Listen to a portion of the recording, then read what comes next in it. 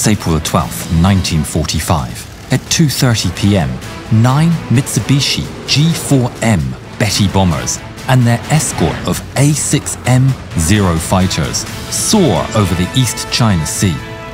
In the lead bomber, Lieutenant Saburo Dohi puts on his oxygen mask and lies back on his makeshift cot. Breathing deeply, his mind is focused on one thing: the new secret weapon held in the bowels of the Betty. A weapon the Japanese hope will change the course of the war.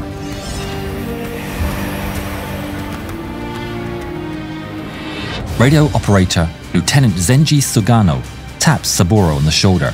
His face is solemn. We've made it. American ships have been spotted below. A pair of destroyers and smaller vessels. The attack is on. Flak opens up on the Betty and the crew scramble to their positions. Everyone knows if they haven't been spotted on radar already, their position will surely be reported now. It's only a matter of minutes until superior Allied air power arrives. Saburo approaches the trapdoor in the bomber. The trapdoor has come to be known by the pilots as the Devil's Gate, but Saburo is undeterred. Petty Officer Sugano, thank you for everything. For a moment, there's a calm exchange of understanding and mutual respect between the two men. Sugano salutes Saburo, and Saburo smiles at his comrade. It's time. Taking a deep breath, Saburo passes through the Devil's Gate and down a small ladder, and he descends into his fate. The weapon that Saburo will pilot is suspended high over the sea, in the bomber's modified bomb bay. He feels the tug of the wind buffeting him as he eases himself down to the familiar surroundings of the cramped cockpit and controls. He takes a deep breath and tries to get his bearings. Through the narrow gap of the Betty's partially open bomb bay doors, he can see a slither of the unfolding battle below. 3-0 Kamikaze bombers head straight for the US destroyer, the Mannert L. Abele. The crew fights desperately as gunfire rains through the sky, turning every weapon they have to the incoming Japanese planes as 3 Zeros soar towards the ship. 1 Zero is destroyed, and another is driven off. But the third barrels on. Encouraged by their success, the Mannert L. Abele's crew manages to score hit after hit on the remaining plane, but the determined Zero can't be taken out. It slams into the destroyer's starboard side. The bomb it's carrying penetrates the deck and detonates. Above the chaos, Saburo has made his final preparations and taps out a Morse code message that he's ready to launch. His heart pounding, Saburo waits for his contraption to be dropped from the Betty and for the hurtling dive to begin. But a minute passes and nothing happens. Cold fear begins to pool in Saburo's stomach. He's suspended helplessly over enemy fire. If the Betty covers much more distance, he'll lose track of his target. Back on board the bomber, the aircraft commander shouts to radio operator Lieutenant Zenji Sugano. The explosive release bolt has misfired, and Sugano must manually jettison the rocket bomb. Sugano closes his eyes, unable to bring himself to watch as he releases the weapon. With no warning, Saburo plunges downward through the sky. Despite it feeling like the floor has dropped from underneath him, Saburo desperately follows his training. He activates a dial on the dashboard and shifts his thumb over to a button on the joystick and presses down. He has just activated a top secret piece of new technology capable of granting him incredible speed. An overpowering force stronger than anything he's felt before takes hold, and he's thrown into the back of his seat. A deafening, unnatural roar drowns out everything. The battle cry of the Thunder Gods has been sounded.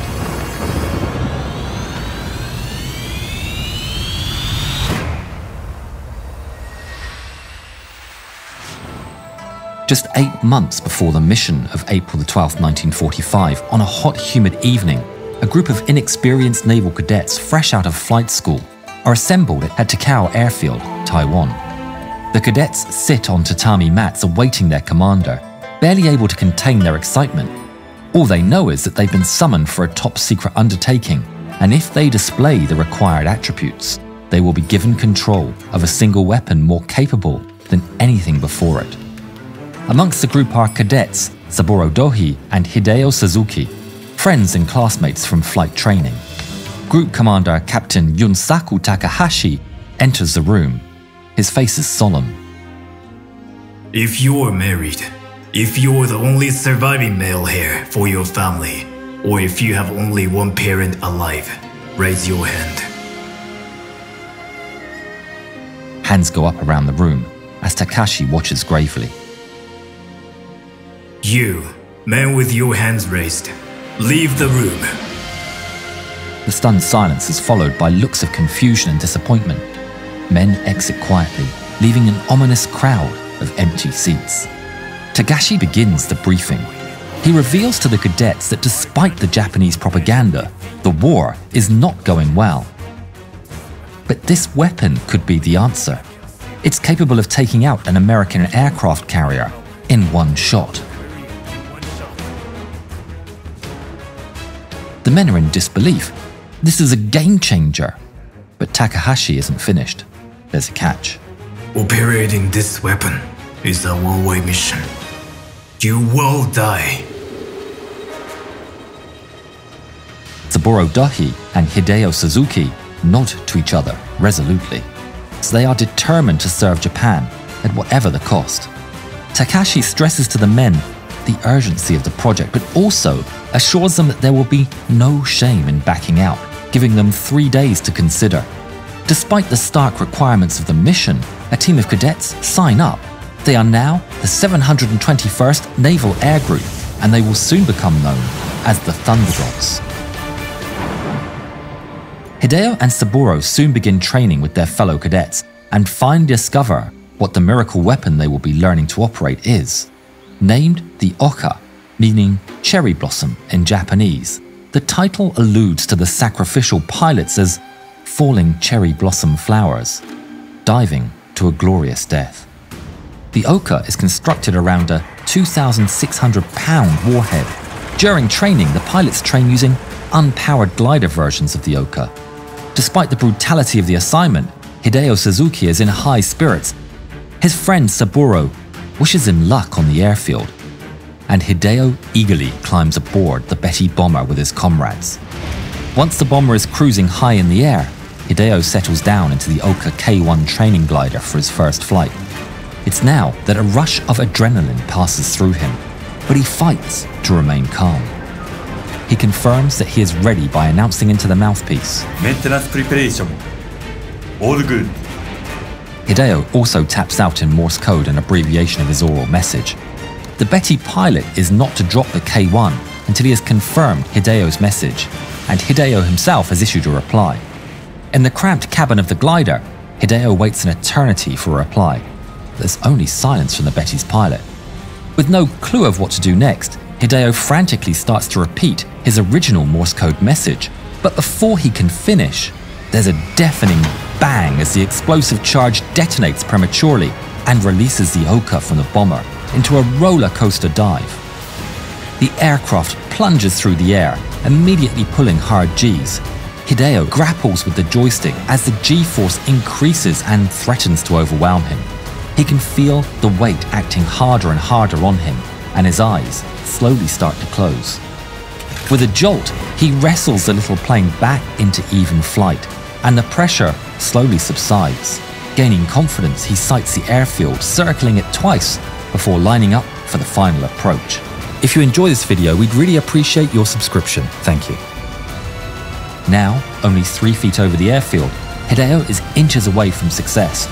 Having been warned not to force the craft down, but to let it bleed energy until he feels the skid bite, Hideo grits his teeth and follows this training, finally touching down on the ground and skidding along the sandy field. But it will not be an easy landing, as little craft tilts to one side, resting on the wingtip as it comes to a screeching halt. A grin slowly breaks across his face, knowing that the successful training flight signals his readiness for the real thing.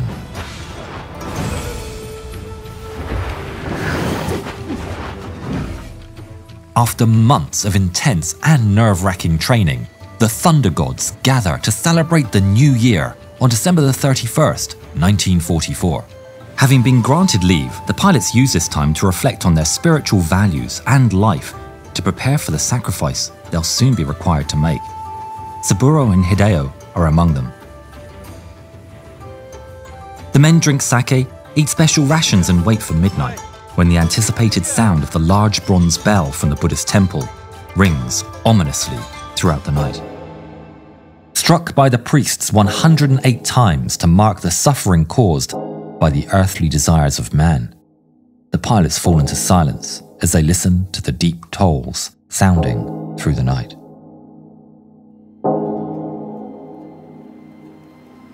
As the dawn creeps closer, the pilots walk to a humble hill known as Tornado Mountain. The normally festive atmosphere is muted by the effects of over 7 years of war, as the pilgrims trudge exhaustedly up the mountain. The icy ocean breeze meets the bright rays of the sun as it bursts over the horizon. The men take a moment to watch the dawn from the heights of Tornado Mountain. Ajiguchi, a pilot from the Thunder Gods that day, stated, "We drank a cup of sake and shouted, 万歳! 万歳! 万歳! We all knew it would be our final first sunrise." In April 1945, Saburo Dohi and Hideo Suzuki are becoming impatient and tense. Twice now they have waved off their fellow pilots on 2 previous Thunder Gods missions. These task forces have been annihilated by Allied forces, but Saburo and Hideo are no less eager to jump into action. Finally, the day comes when Saburo is assigned to the 3rd Thunder Gods operation, although Hideo is again left in reserve. At the airbase, Hideo and Saburo say their final goodbyes. Devastated that he's unable to join his friend in combat, Hideo congratulates Saburo on the great honor of dying for the nation and says farewell to his friend for the last time.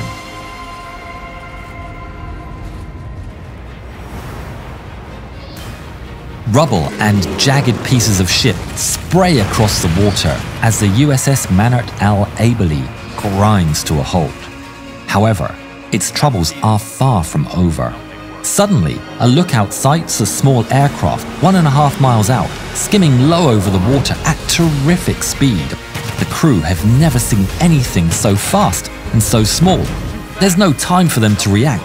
Saburo and his Ohka hurtle towards the vessel, ripping through the sky. He takes a deep breath and slowly closes his eyes. He takes himself back to the beautiful yellow dawn atop Tornado Mountain. The 2,600-pound warhead of Saburo's Ohka has collided with the side of the ship. Having activated the manual launch of Saburo's Ohka, Zenji Sugano has been watching every step of Saburo's journey and see the tremendous blast. He did it! Saburo's Ohka obliterates the vessel's midsection, buckling the keel, severing all power, lights, and communications. Aboard the ship, water pours in from all angles, and those below deck don't even have a chance to register what's hit them. The Ohka has done its job. The captain of the Mannert L Abele gives orders to abandon ship as it breaks in two. The bow and stern drift apart before slipping beneath the waves. Dozens of men are trapped inside. As the stunned survivors clustered in the churning waters, the crew of the nearby destroyer, USS Jeffers, has sighted another Ohka zipping towards them. The Jeffers guns open up on Saburo's squadmate, but the Ohka streaks on relentlessly, its pilots unfazed. An explosion rocks the ship. The decks are smashed, but the ship hasn't sunk. At just 50 yards, an anti-aircraft shell had struck the Ohka. The Ohka and its pilot are destroyed before they can even hit the target. Not so lucky as Saburo and his glorious death in the hull of the Mannert L Abele. The initial strike by the Kamikaze, the Ohka, and the subsequent strafing of this attack kills 83 and wounds 35. The operation is later deemed the most successful use of the Ohka in the war. Saburo would never know that his hit of the Mannert L Abele would be the one and only ship accounted to be sunk by an Ohka, or that he had given his life not for a US capital ship, but a small destroyer acting as a radar picket from outside the main fleet. Despite their sacrifice and commitment, Ohkas and their pilots would only damage 6 other US ships in their operations. Of the 74 that were used in action, most Ohkas were shot down still within the slow, overloaded Betty bombers, and in failed attacks. The Ohka pilots would come to earn the nickname Bakas or Fools by the Americans. Yet the dignity of the Thunder God's sacrifice was not lost on those left behind from the operations, such as Hideo Suzuki, who would mourn the loss of his friend and the chance to sacrifice himself for the war effort. I felt that I had missed out on my chance to die for the nation, Hideo would later say. Of the 17 cadets who were assigned to the Thunder Gods alongside Hideo Suzuki, only 2 others survived the war. On March 21st, 1948, the surviving pilots fulfill their promise to meet at Tornado Mountain, the same mountain the Thunder Gods had climbed that New Year's Day in 1945. The men share cups of hot green tea and bittersweet memories of their friends who gave everything for Japan.